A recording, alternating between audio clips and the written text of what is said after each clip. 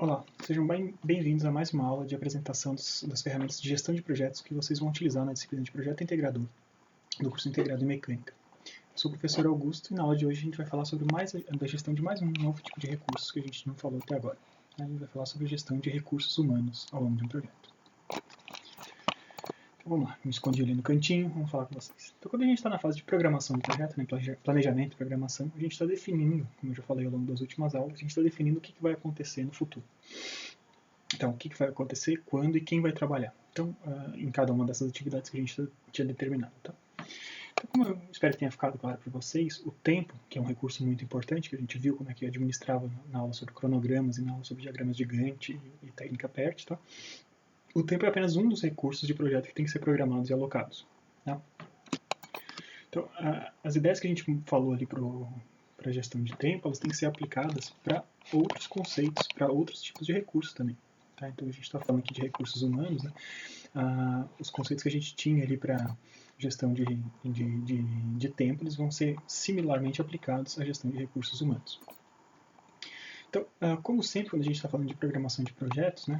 Por isso que a gente apresentou as ferramentas nessa ordem. A primeira ferramenta que a gente falou foi a ferramenta de EAP, a ferramenta concreta que a gente explorou em detalhes foi a ferramenta de EAP, Estrutura Analítica de Projeto.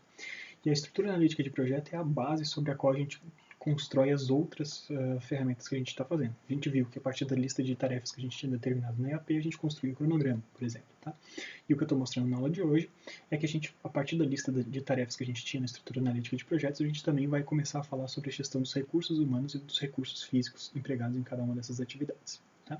Então, a partir dessa lista de atividades da EAP, a gente vai utilizar essa lista para determinar quem são as pessoas que são responsáveis por cada uma das atividades, assim como estimar quais são os recursos físicos que eu preciso para concluir essas atividades. Então, quais são as ferramentas, oficinas, quanto dinheiro, quanta utilização de tempo de máquina, várias coisas vocês podem pensar como recursos físicos, que são os recursos necessários para concluir uma tarefa de projeto. Tá? Então, o que é o nosso objetivo? Deixa eu ficar aqui no cantinho.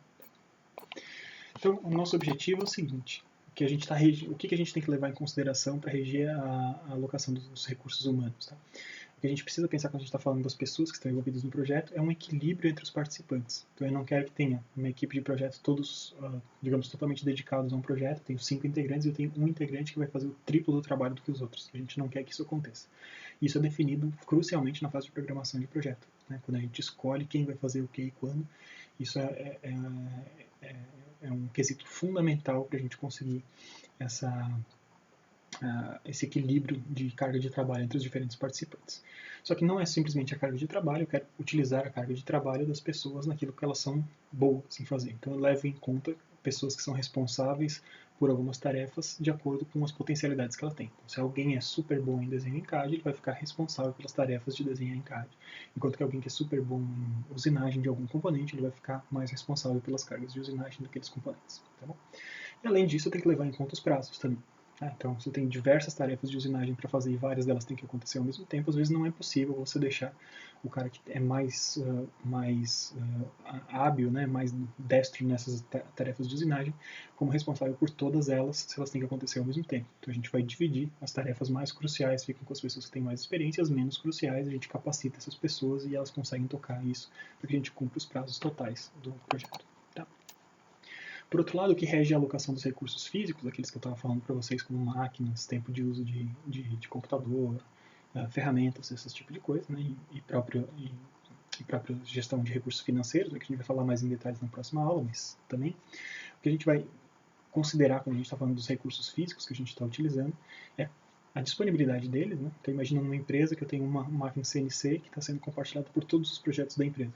Então, eu não posso simplesmente definir que eu vou usar a minha máquina CNC de segunda a sexta durante 5 semanas, porque eu sei que eu tenho que dividir esse tempo com outros projetos. Então, eu tenho que ter uma informação sobre a disponibilidade, quando que ele está disponível para ser utilizado para esse projeto que eu estou fazendo. Outra coisa que eu tenho que levar em conta são os custos associados à utilização desses recursos físicos. Né? Então, a utilização de algum recurso físico implica em algum custo para a empresa ou para a equipe de projeto. Né? Outra coisa que a gente tem que pensar também é o equilíbrio da utilização desse recurso físico ao longo do projeto. Né? Não basta, não faz muito sentido eu não utilizar nada, um recurso físico, durante 90% do projeto, e daí naqueles últimos 10% do projeto eu preciso de utilização máxima de 12 horas por dia de uma máquina. Tá? Isso introduz riscos, né, de não disponibilidade de máquina. E finalmente o orçamento que está disponível para aquisição ou para compensar essas coisas todas que a gente estava falando. Tá? Então os recursos físicos e recursos humanos a gente está levando em conta quesitos diferentes. Tem naturezas similares, mas tem características específicas diferentes. São recursos de naturezas diferentes. Tá? Então agora eu quero mostrar para vocês uma forma de sistematizar a alocação de recursos, né, ao longo do ciclo de vida do projeto. Especificamente nessa aula a gente vai falar sobre os recursos humanos. Tá? E para isso a gente vai falar de uma ferramenta que é chamada de... Deixa eu ir para o outro lado aqui de novo.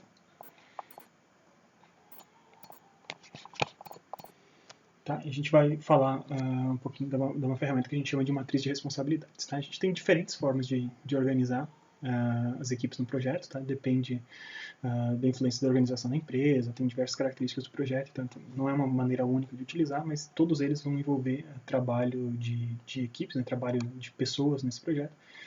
Então a gente tem maneiras diferentes de lidar com essas coisas. Tá?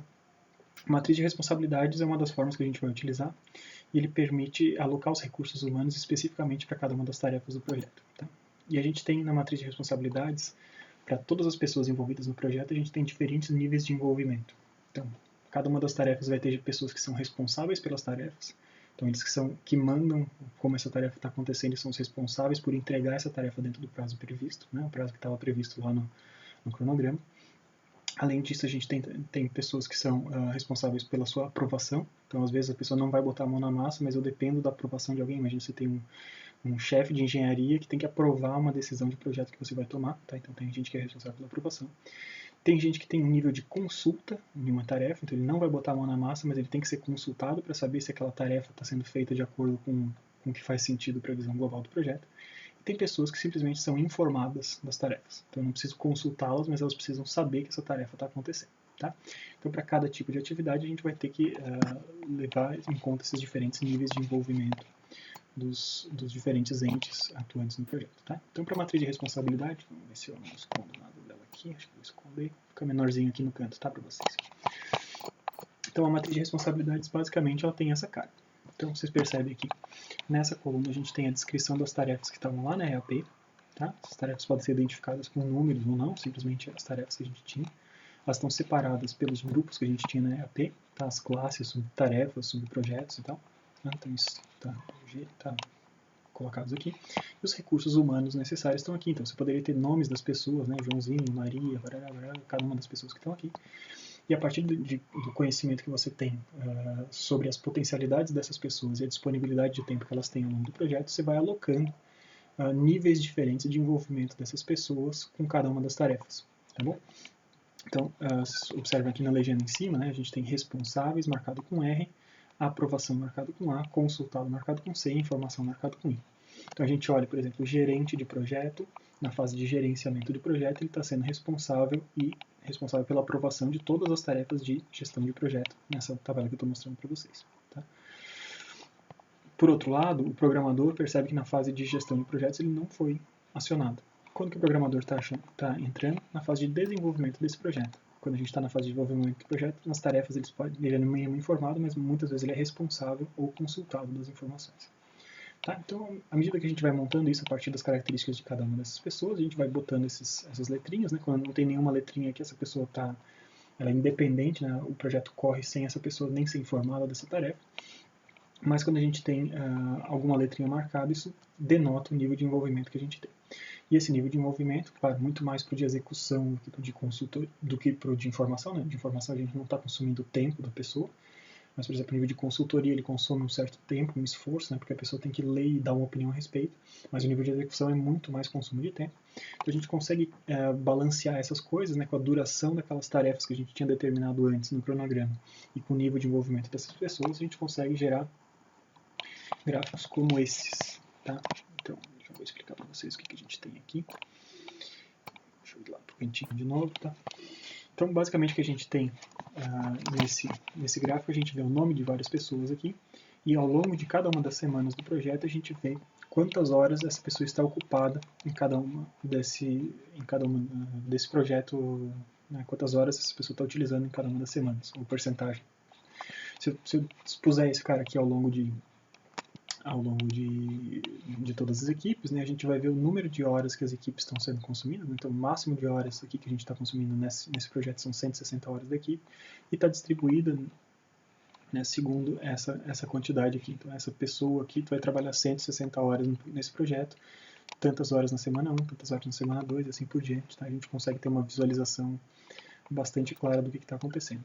Então, isso é um princípio que eu tinha falado para vocês, de equilíbrio de carga de trabalho entre as pessoas. Né? Eu gostaria que todas elas trabalhassem mais ou menos a mesma coisa, ou que não tivesse uma discrepância muito grande entre cargas de trabalho de pessoas diferentes. E com esse tipo de ferramenta de atribuição de responsabilidades e níveis de envolvimento diferentes para cada uma das etapas do projeto, e posteriormente associando esses níveis de envolvimento com uma carga de trabalho, eu consigo ter essas informações, né? Eu consigo cruzar todas as informações que eu tenho e gerar gráficos como esses, que nos mostram quantas horas de trabalho cada pessoa está dedicando a esse projeto em cada momento do tempo. Isso ajuda a gente a gerenciar e distribuir melhor essa carga de trabalho ao longo do tempo. Tá?